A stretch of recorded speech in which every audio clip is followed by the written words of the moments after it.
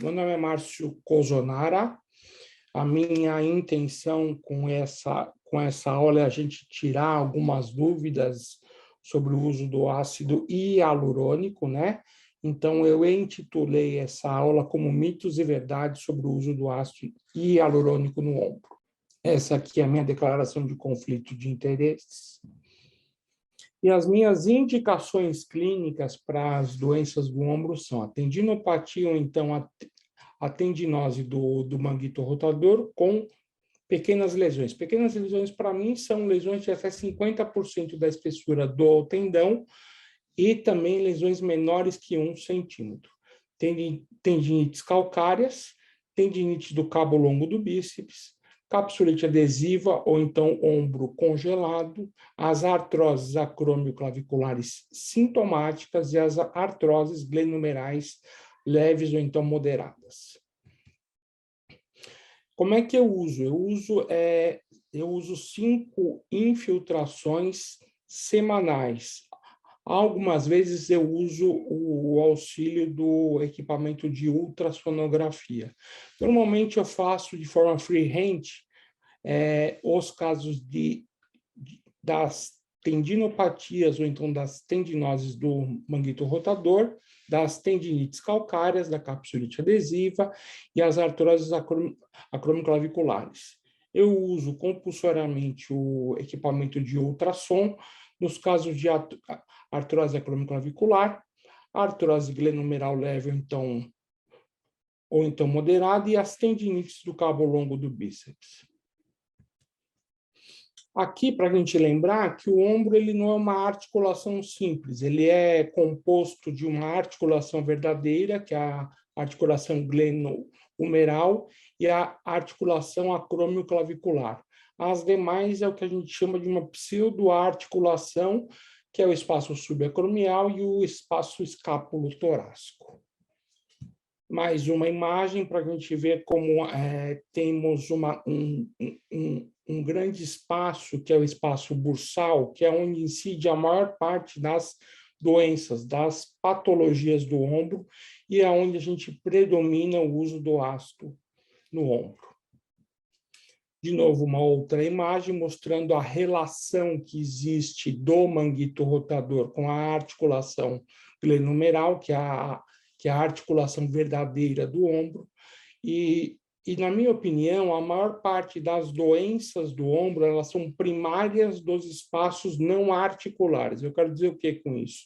Das partes moles. Então, a origem das principais doenças do ombro está no manguito rotador. E aqui eu vou trazer para vocês alguns artigos que falam sobre o uso do ácido em algumas doenças tendíneas.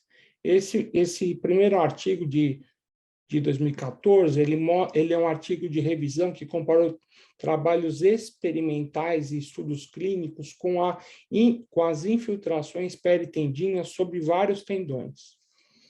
Quer dizer, vários tipos deles. Pode ser tanto manguito rotador, tendão patelar, tendão de Aquiles também. Como conclusão desse artigo, as doenças dos tendões do ombro, o uso do ácido causa uma modulação inflamatória e estimula a proliferação de células e também a deposição do colágeno.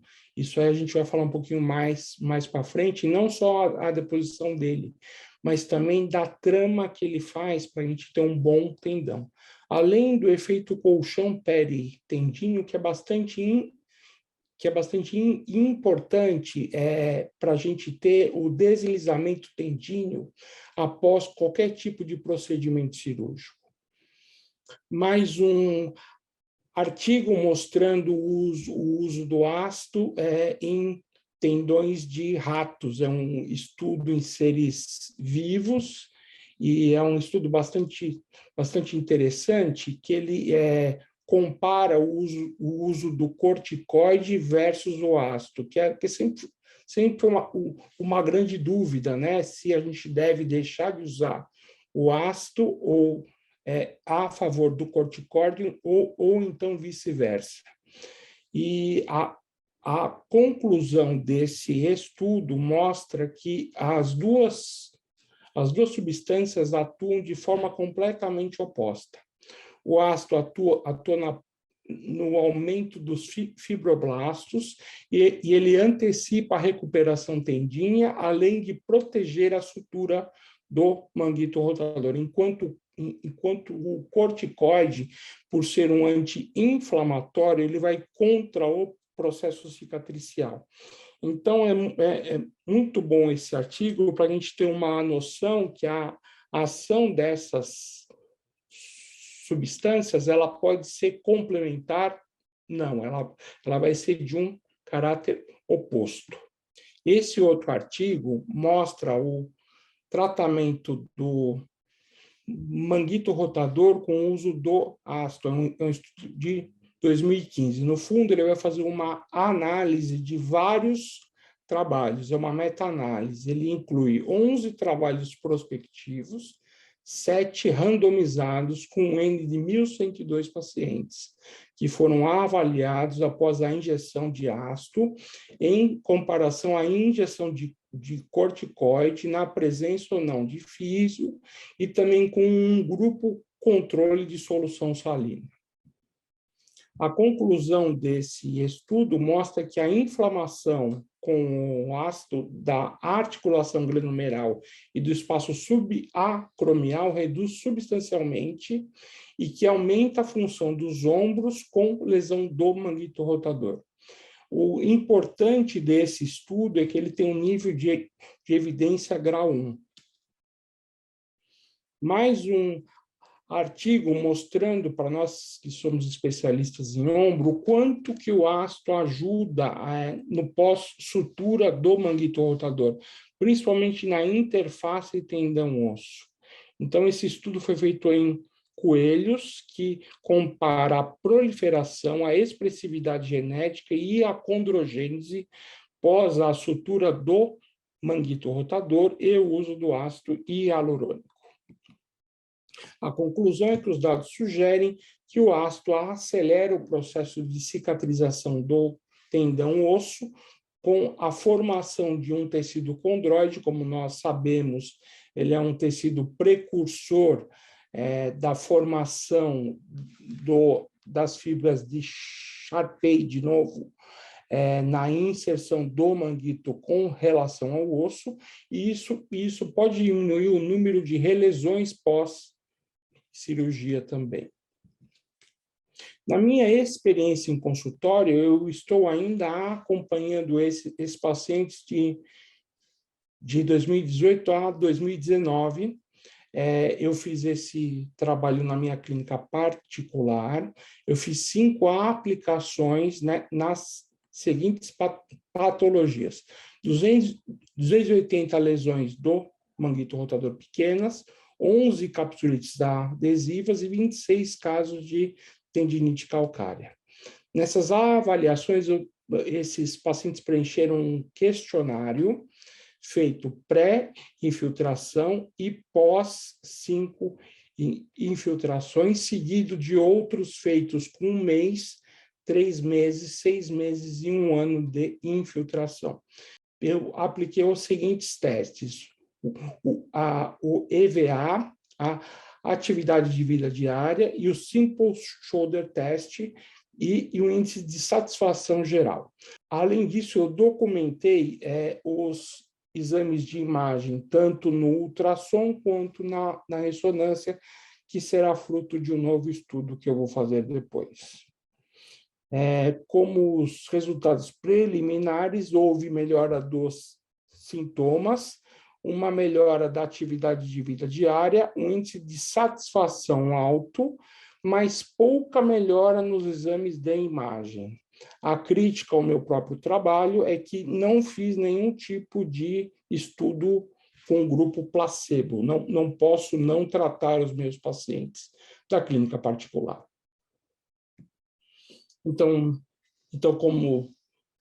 como conclusão, a gente vê que existe sim a indicação do uso do ácido em tecidos moles, visto já em vários artigos que a gente já citou agora mesmo, uso apenas intraarticular, no ombro cabe esse tipo de ar e de afirmação, porém, a gente sabe que o maior número das doenças vem das alterações do manguito rotador, que são estruturas extra-articulares. Então, eu acho que é um mito fazer esse tipo de afirmação. As infiltrações têm que ser assistidas sempre com ultrassom. Se possível, bom, mas é possível também fazer isso de forma livre, tá? Verdades. Consta sim em bula e na literatura o uso de ácido de baixo e médio peso molecular. O uso dele também nas bainhas e bursas tendinhas. Isso consta em bula e consta em vários trabalhos. Verdade, o freehand a gente usa usando parâmetros anatômicos do ombro. Então, não há uma necessidade de sempre ter um equipamento de ultrassom à mão para poder fazer as infiltrações do ombro.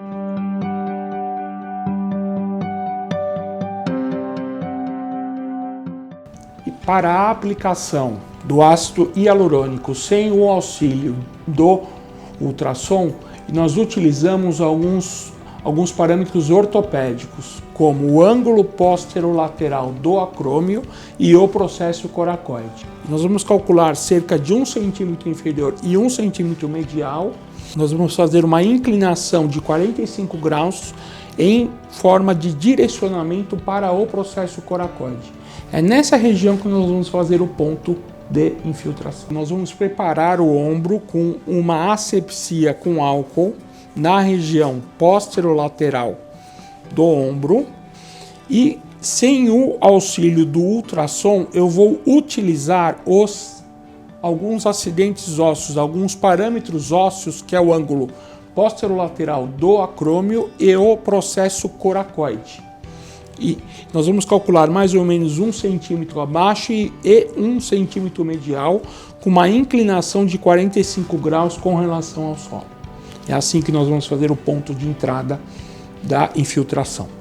Eu tenho aqui já uma infiltração montada, eu palpo esses acidentes ósseos, calculo aonde vai ser feita a infiltração, 45 graus elevado, faço a punção, aspiro, não veio nenhum tipo de conteúdo e lentamente eu infiltro todo o conteúdo que existe na ampola.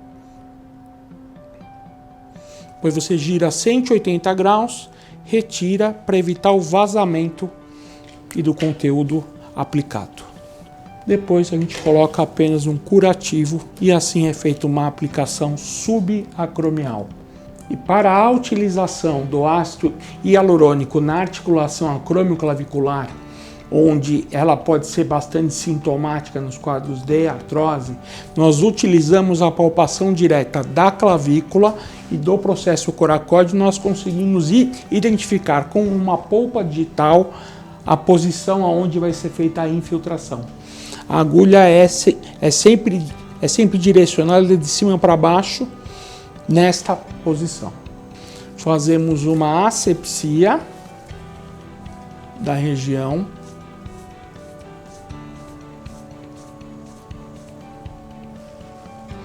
Palpando diretamente, nós utilizamos a agulha na porção superior com essa pequena angulação para trás. Funcionamos a articulação. Aspiramos, não veio sangue, e nós injetamos esse conteúdo na articulação. Normalmente, não cabe muito líquido nessa articulação. Rodamos em 180 graus para evitar a saída do produto e está feito o processo de infiltração. Quero agradecer a vocês sobre o interesse sobre esse assunto. Eu acho que é uma porta de entrada para várias outras discussões sobre o uso desse produto no ombro. Muito obrigado.